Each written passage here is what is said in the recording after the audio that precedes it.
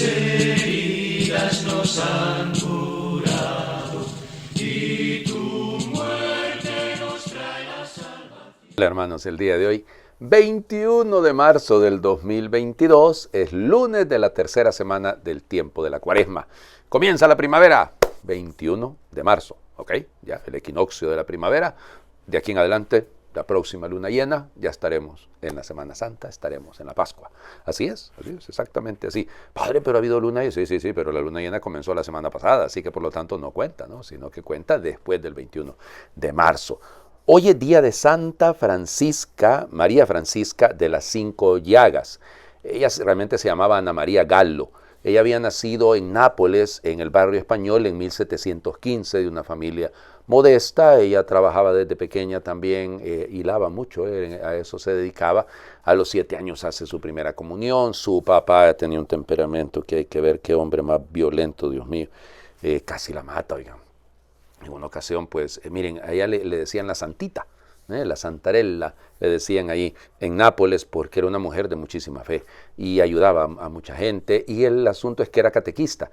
Y entonces, en alguna ocasión, pues le anunció, ella tenía esas, llamémosle, la gente le dice profecías, vamos, no son profecías entendidas propiamente, se trata de premoniciones que ella anuncia a la gente. Y entonces estaba dando catequesis y le anunció a un niño que fuera corriendo a su casa para ayudarle a la mamá, y efectivamente casi muere la mamá, casi se quema la casa. Es decir, un montón de detalles de ese estilo, y eso hizo crecer mucho la fama de ella. Era bastante guapa, según parece, y su papá la quiso casar, y cuando ella le dijo que no, que ella quería ser religiosa, ella les dijo que casi la mata el papá. Tuvo que irse corriendo a buscar a un sacerdote, fueron donde el obispo tuvo que intervenir y pues amenazaron al papá. Cuando murió la mamá, entonces uno de los sacerdotes, el padre Parisi, que luego será su director espiritual, la deja prácticamente viviendo en una casita al lado de la casa cural con otras terciarias franciscanas, porque ella era terciaria franciscana de la Reforma Alcantarina, ¿verdad? O sea, de San Pedro de Alcántara.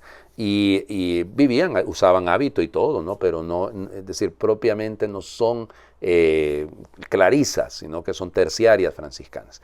Y bueno, ya le digo, con la visita a los enfermos, y tenía este don de predecir lo que había en la conciencia de la gente y de anunciarle a la gente las cosas que iban a ocurrir. Y hay varias ocasiones, hay un montón de anécdotas al respecto de ella. Cuando hacía el Via Crucis, sufría lo mismo que Jesús, y el Viernes Santo, hagan de cuenta que padecía lo mismo que el Señor Jesús. O sea, por eso lo de las 5 llagas, no porque tenía las llagas, estaba estigmatizada, y además, como les digo, tenía arrebatos místicos. Hay un montón de historias con respecto a ella y en relación con la Eucaristía, realmente gestos extraordinarios, ¿no? Ella muere en 1791. Ella había anunciado los grandes desastres que iba a ocasionar la Revolución Francesa, y ella pues le pidió al Señor que ella no lo quería ver aquello, y muere antes, precisamente un 21 de marzo, y fue canonizada en 1867 por el Beato Pío IX. Ya le digo, interesante. Fíjense que es patrona también de la gente que quiere tener hijos. Digo en este caso porque el próximo viernes, con la fiesta de la Anunciación, es la jornada del no nacido, es la defensa de la vida, ¿no? Y entonces, bueno, conviene a aquellas que quieren salir embarazadas. Dicen que allí donde tienen el cuerpo de ella hay una cita que la dejan para que las mujeres que quieren salir embarazadas vayan a sentarse ahí y oren y le pidan. Bueno, vamos a las lecturas del día de hoy. Son larguitas, ¿no? Porque hoy vamos a leer textos bastante, llamémosle, particulares, si lo quieren. Y entonces, el segundo libro de los Reyes, capítulo 5, versículos del 1 al 15. En aquellos días, Naamán, general del ejército de Siria, gozaba de la estima y del favor de su rey, pues por su medio había dado el Señor la victoria a Siria. Pero este gran guerrero era leproso. Sucedió que una banda de sirios en una de sus correrías trajo cautiva a una jovencita que pasó luego al servicio de la mujer de Naamán. Ella le dijo a su señora: si mi señor fuera a ver al profeta que hay en Samaria, ciertamente él lo curaría de su lepra. Entonces fue Naamán a contarle al rey, su señor: esto y esto dice la muchacha israelita. El rey de Siria le respondió: anda, pues que yo te daré una carta para el rey de Israel. Naamán se puso en camino, llevando de regalo 10 barras de plata, 6,000 monedas de oro, 10 vestidos nuevos y una carta para el rey de Israel que decía: al recibir esta sabrás que te envío a mi siervo Naamán para que lo cures de la lepra. Cuando el rey de Israel leyó la carta, rasgó sus vestiduras exclamando: ¿soy yo acaso Dios, capaz de dar vida o muerte para que éste me pida que cure a un hombre de su lepra? Es evidente que lo que anda buscando es un pretexto para hacerme la guerra. Cuando Eliseo, el hombre de Dios, se enteró de que el rey había rasgado sus vestiduras, le envió este recado: ¿por qué rasgaste tus vestiduras? Envíamelo, y sabrá que hay un profeta en Israel. Llegó pues Naamán con sus caballos y su carroza y se detuvo a la puerta de la casa de Eliseo. Este le mandó decir como mensajero: ve y báñate 7 veces en el río Jordán y tu carne quedará limpia. Naamán se alejó enojado, diciendo: yo había pensado que saldría en persona a mi encuentro y que invocando el nombre del Señor su Dios pasaría la mano sobre la parte enferma y me curaría de la lepra. ¿Acaso los ríos de Damasco como el Habaná y el Farfar no valen más que todas las aguas de Israel? ¿No podría bañarme en ellos y quedar limpio?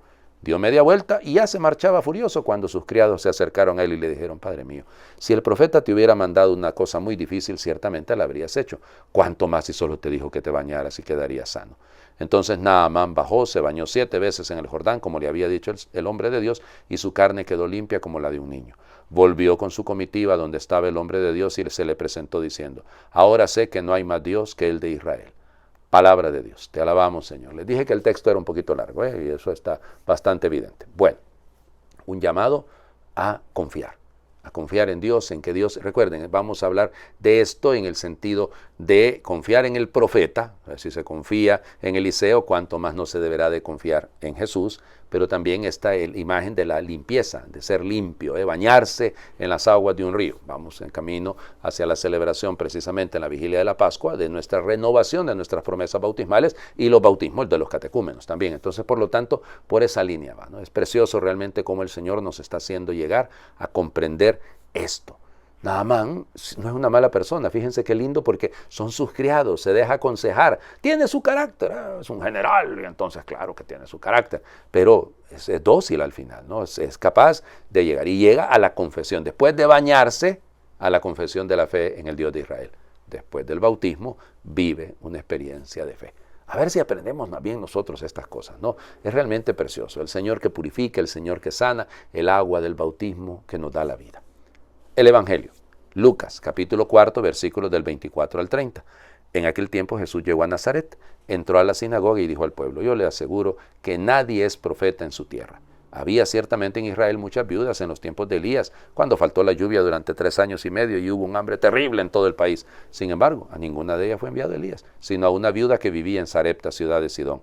Había muchos leprosos en Israel en tiempos del profeta Eliseo. Sin embargo, ninguno de ellos fue curado, sino Naamán, que era de Siria. Al oír esto, todos los que estaban en la sinagoga se llenaron de ira y levantándose lo sacaron de la ciudad y lo llevaron hasta una barranca del monte sobre el que estaba construida la ciudad para despeñarlo. Pero él, pasando por en medio de ellos, se alejó de allí. Palabra del Señor. Gloria a ti, Señor Jesús. Vuelvo, la imagen del profeta que es rechazado, al que no se le presta atención, al cual no se le confía.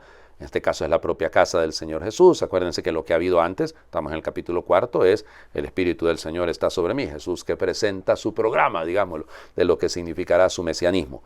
Ahora bien, noten ustedes el elemento que está detrás. Lo quieren matar. Bueno, es lo que va a ocurrir. No lo quieren, lo van a matar. De hecho, en su propia casa. Nadie es profeta en su tierra. Pero hay un elemento más, que es el elemento de cómo el Señor pues actúa en todos, ¿no? Y todo aquel que desea cumplir y hacer lo que el Señor le pide, pues aunque sea de otro mundo, digamos, de otro país, de otra raza, siempre será atendido cuando confía.